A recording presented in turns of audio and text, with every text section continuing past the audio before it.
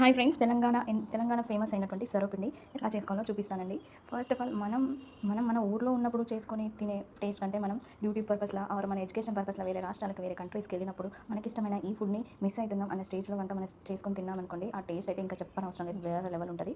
ముందుగా అయితే ఒక కప్పు బియ్యపిండి తీసుకొని అందులోకి పల్లీలు, నువ్వులు, కరివేపాకు, కొత్తిమీర, పచ్చిశనగపప్పు, ఉప్పు, కారం అండ్ వాటర్ పోసేసి చపాతీ పిండి కన్సిస్టెన్సీ వచ్చేలాగా కలుపుకోవాలండి. మరీ లూజ్‌గా కలుపుకోవద్దు, మరీ అలా అని టైట్‌గా కలుపుకోవద్దు. ఇలా కలుపుకొని పక్కకు పెట్టాలండి. నార్మల్‌గా అయితే సొరపిండికి లోతుగా ఉన్న కడాయిలో పెడితే సొరపిండి అనేది బాగా వస్తుంది. బట్ నేను ఇప్పుడు ఉంటున్న ఫ్యామిలీ క్వార్టర్స్‌లోనైతే నేను అన్నెసెసరీ కుకింగ్ వేర్ అయితే తెచ్చుకోవాలి. జస్ట్ మనకి యూజ్ అయ్యే కుక్ వేర్ అయితే తీసుకున్నాను కాబట్టి నేనైతే ఇక్కడ చపాతీ ప్యాన్‌కి అయితే పెట్టేస్తున్నాను.